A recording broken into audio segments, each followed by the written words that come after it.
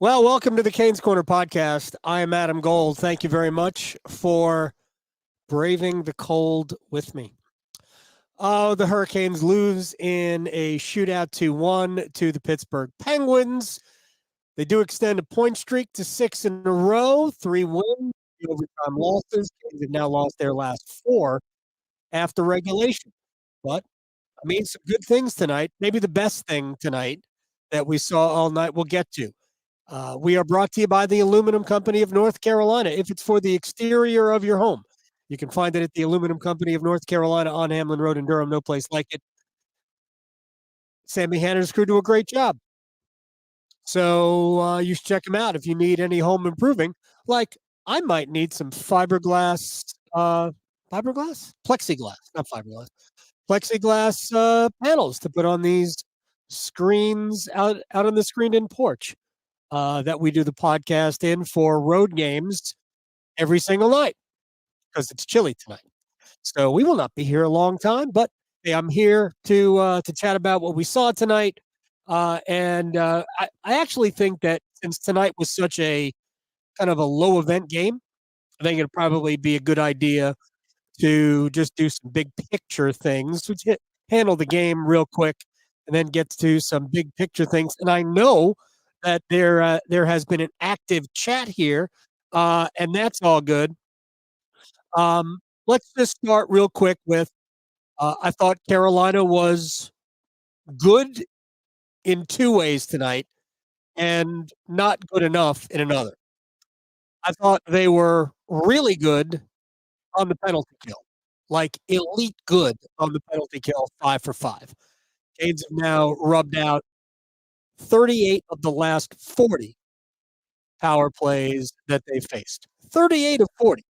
I don't think the power play was 0 for 2 tonight, and I didn't think the power play was particularly threatening. They did have one great chance, and was that the Jack Drury redirect that he redirected wide in the bumper? But it was not good enough. They only got 2 opportunities. One came in, I think was it the second period or maybe first period, and the other came late in the third, and Carolina just won nectar. I did think that Carolina was just not that Pittsburgh has a good power play because they don't, but of late they have. They had 6 goals in their last 16 attempts. So they still have elite talent. You still have Crosby, Malkin, and Letang, and Gensel. They have elite talent. So there's no reason why that power play shouldn't be good.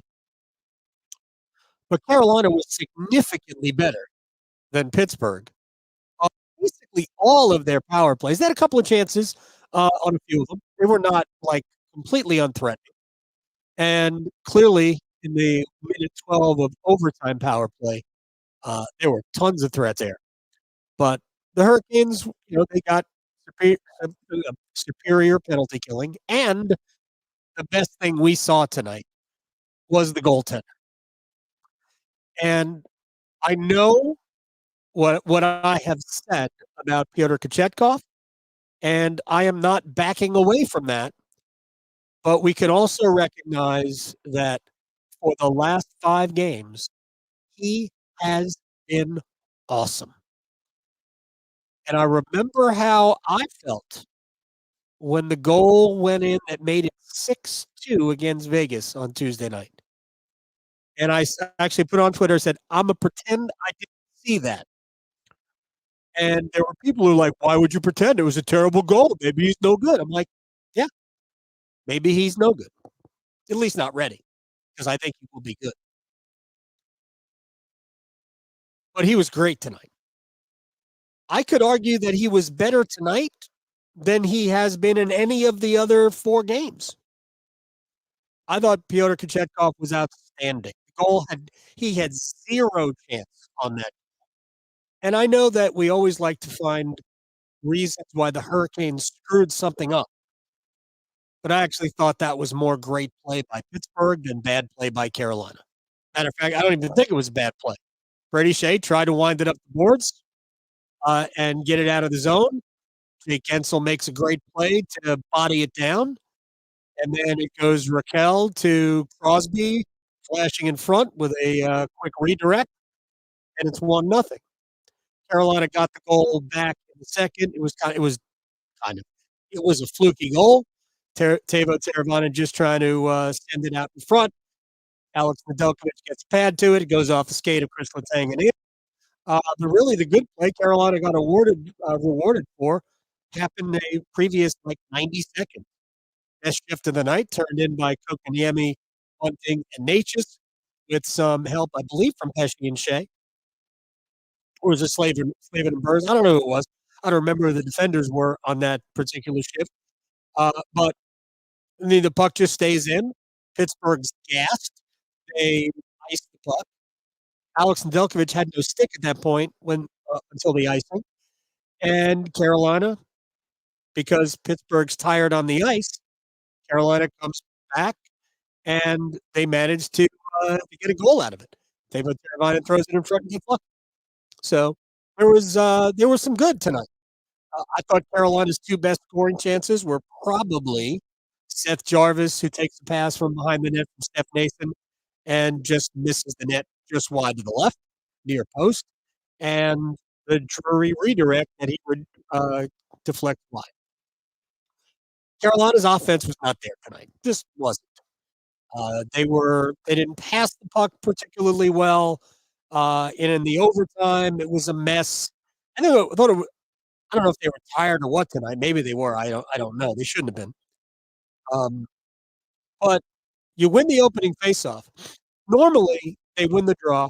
Stahl goes off. Aho comes on, and he plays with Burns and Slavin. But in this case, Stahl won the draw. He and Burns both went off. Aho and Natchez are coming out. And then Slavin tries to pass it to, I think it was to Natchez, and he missed it long by, I don't know, 15 feet. So Carolina gave the puck away. And after that, I mean, I didn't think Pittsburgh was great, but every time Carolina got a hold of the puck, they did something stupid with it. So it was just a mess.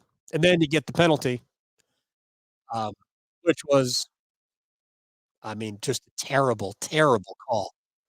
And it's not lost on me that it was a bad call, not like not a penalty, bad call after Brett Pesce has been roughed up however many times.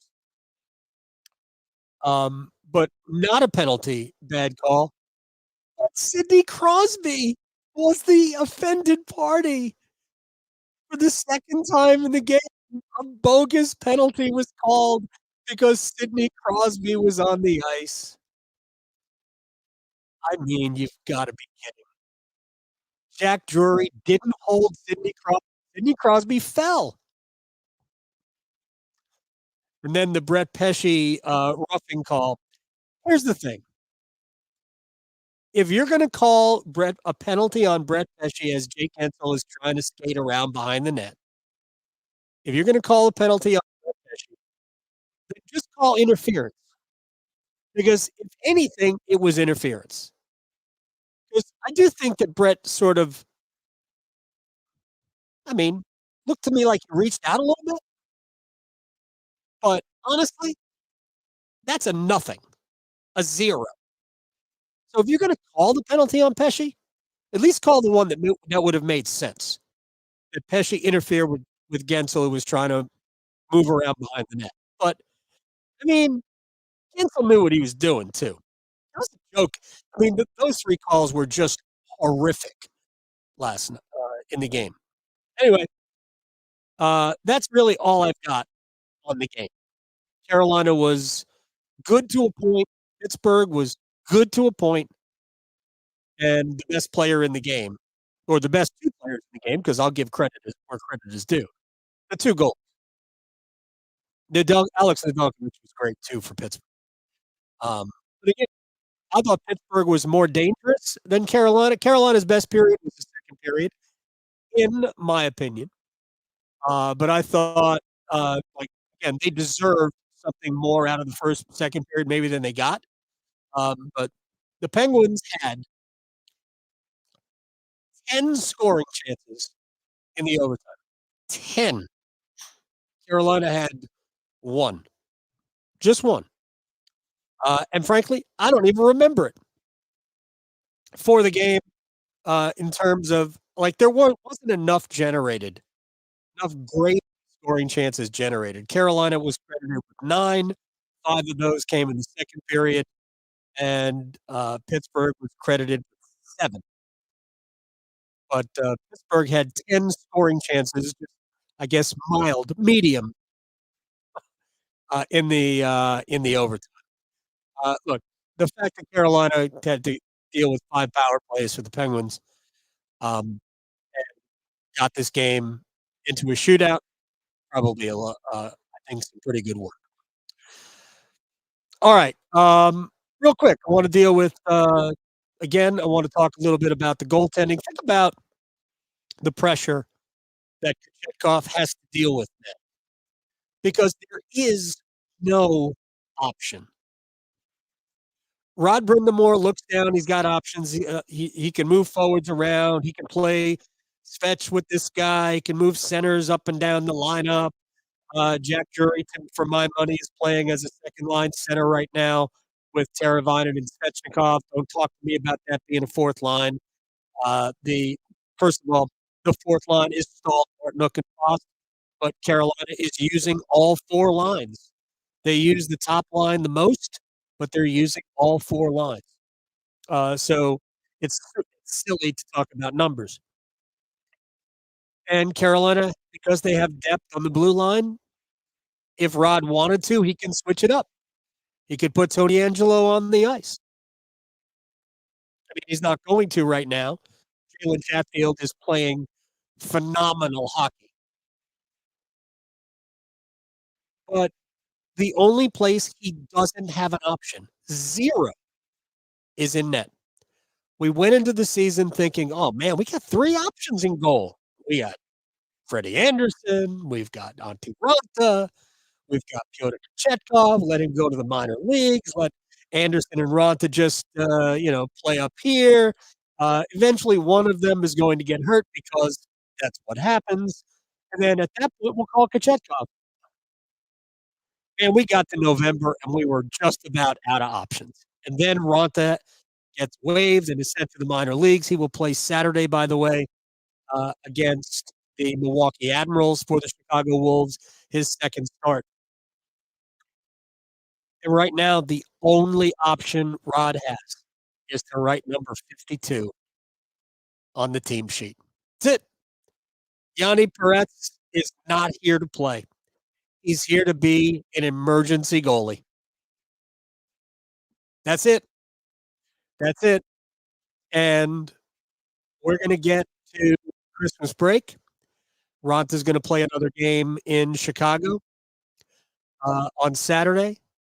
Kochetkov will play against the Islanders on Saturday, and then we'll come out of the Christmas break on the 27th in Nashville, and Kochetkov will be in net in Nashville, and then, I mean,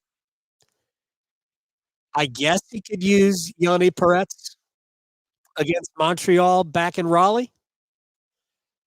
Peretz played a little bit in the preseason. Didn't look terrible in the preseason, but holy cow. You really gonna throw the kid in? They don't want to. So, given the potential for using a guy back to back, which has been done before, I think my money right now would be, as long as he's healthy and playing the way he's playing, Pyotr Kochetkov keeps playing. Like, he's the only option. And if I had told you a month ago, just a month ago, that we're gonna get to a point in this season where Pyotr Kochetkov was it,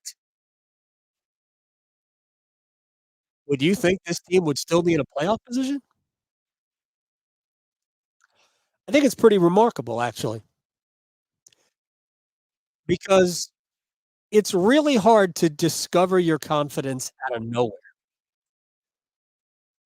But remember, like, we started off this little, conversation with The Hurricanes having lost their last 4 overtime or last 4 after regulation. 2 of them have been in the shootout. They lost to the Islanders the last time they played the Islanders in Raleigh in overtime. Matt Barzal won it in overtime. Kochetkov played that game. And to be perfectly honest, Carolina was better than the Islanders that night. But Kochetkov was bad. And that's why they lost the game. And he really hadn't been good other than maybe a handful of times. Of all of his, maybe he was good 3 times, start to finish, no bad goals. And the game in Calgary, where they had a 2-0 lead and lose 3-2, and goals 2 and 3 were terrible. It's tough to find your confidence out of nowhere. So he didn't even play in Vancouver. Ronta played in Vancouver and played well until the last goal. Last goal was bad. And they go to Ottawa, they go to Kochetkov, and Carolina needed a goalie to win them a game. And that's what he did. Carolina got great special teams, and Kochetkov won them a game. And then they went to Detroit, and Carolina got, again, very good goaltending. It wasn't as good as it was in Ottawa, but Carolina's game was better. So they closed the trip out with 2 good wins, and they come home. It's time for Antti Raanta to play because it's the second game of a back-to-back. Raanta plays. We all know what happened. And then Kochetkov comes out the next game against Washington and plays very well, loses in the shootout. And then comes the Vegas game, and he was great again. So this is 5 games in a row now where he has allowed 6 goals, 7 goals total in the last 5 games. His save percentage is around 95%. And I mean, it's still a small sample size. So we're not yet to the point where we know what we're going to get. This is going to have to go on for a little while longer. And what I'd like to see is, I don't want to see a bad game, but the most curiosity I have about Kochetkov is what happens when a game doesn't go well, when he plays poorly. What's his next game like? Because I think that will tell us whether or not Kochetkov is real for right now. So last year during his stretch, he was 15 games in a row where he was spectacular. We've talked about it ad nauseum. I almost feel like I don't even have to mention it anymore. But 15 games, he was great. They, uh, I don't remember exactly. Anyway, it was from November. It was Veterans Day to the 20th of December, right about now. And then the last game he played in, there was a collision with Jesper Bratt. I think it was Jesper Bratt of the Devils.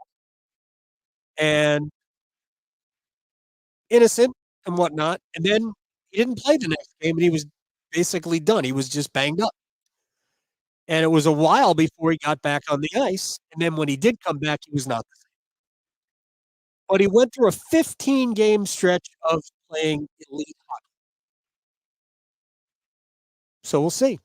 We'll see how he reacts to the first time in this stretch now. He doesn't play well. What is the next game like? So that'll be, to me, the true test of whether or not he is the guy and can be the guy. I will say that he was a little Mrazek-ian, Mrazek-ian, I don't know, very Mrazek-like tonight, where he was kind of all over the place, but he is that way. But I thought he played, and there were so many good things from him tonight. So maybe a really good sign. even though they didn't get 2 points tonight. Another game where Kochetkov is just stacking good performances and building his own confidence, and you trade a point for that, right? I think you would. I think you would trade a point for that. Um, I do think a couple of other things are worth talking about, and I'll be quick here. I think the game that Jack Drury throws on the ice night in and night out is really solid, and that's gonna sound like maybe a backhanded compliment, but there's just no flash at all to his game. He wins faceoffs, he wins battles, he plays smart, he gets the puck where it's supposed to be. I think he's got a little bit of a scoring touch that I think we'll see more and more and more as he gets older and gets stronger, and gets put in, more good situations and plays with players that he's playing with now. So, a month and a half ago, Jack was just okay. He wasn't necessarily doing a ton to prevent the team from thinking about upgrading that spot. But right now, upgrading that spot means maybe replacing Jesperi Kotkaniemi. And I'm not suggesting they do that. I'm just saying if they were looking to upgrade the center position, right now, Kotkaniemi is the 4th best center on the roster. Credit to Jack Drury for kind of dealing with a lot of uncertainty in his career. But Rod Brindamore told me before training camp, as training camp was starting, we were talking about the roster, and I asked him about the center position, and this is when, Vasily Ponomarev had just gotten hurt in the first practice.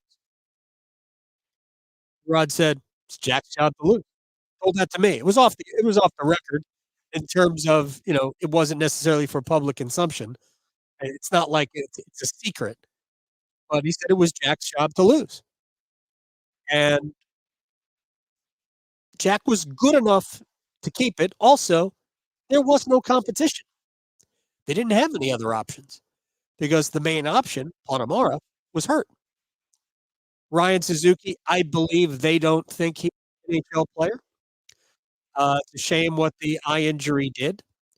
Frankly, I'm not sure Carolina has an NHL forward in the minor leagues, which is upsetting. Um, really, the 2 best prospects, one's in college and the other's in Russia, the 2 defensemen. There are some other halfway decent prospects, but nobody great, to be perfectly honest. Um,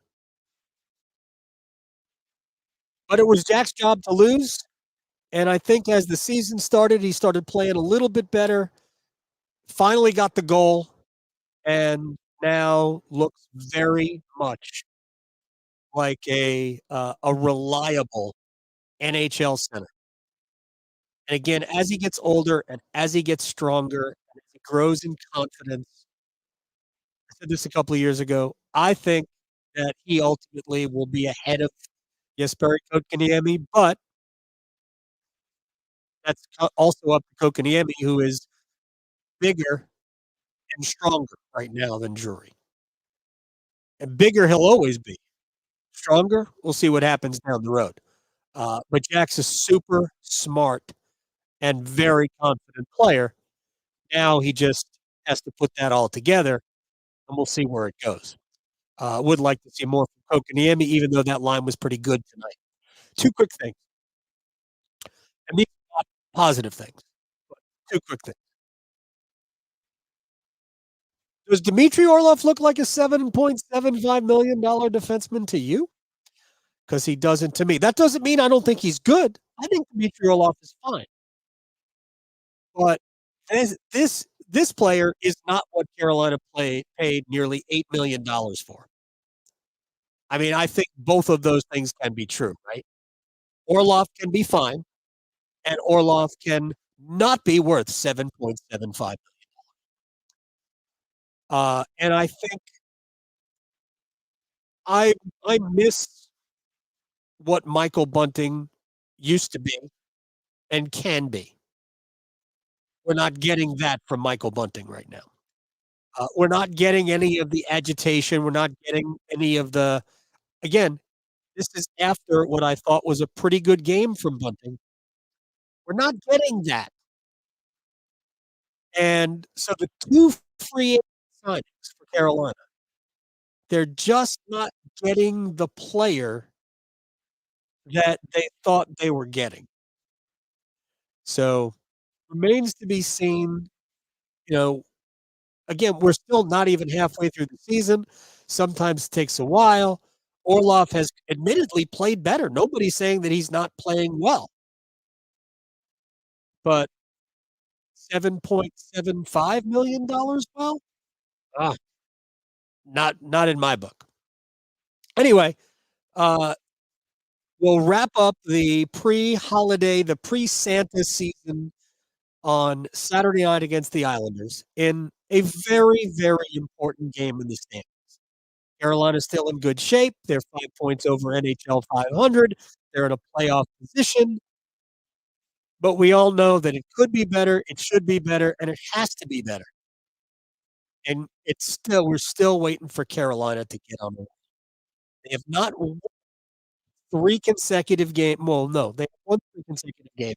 They have done that once. They have not won 4 consecutive games this year. They will go for 1 in a row on Saturday against the Islanders. Thank you very much for hanging out on the Canes Corner podcast. We are brought to you by the Aluminum Company of North Carolina on Hamlin Road in Durham. Sammy Hanner's crew do a great job siding, roofing, windows, entry doors, storm doors, gutter helmets, all of that. And a quick programming note for you.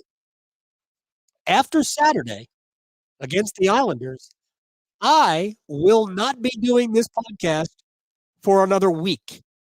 I'm taking the week between Santa and the ball dropping. I am taking that week off.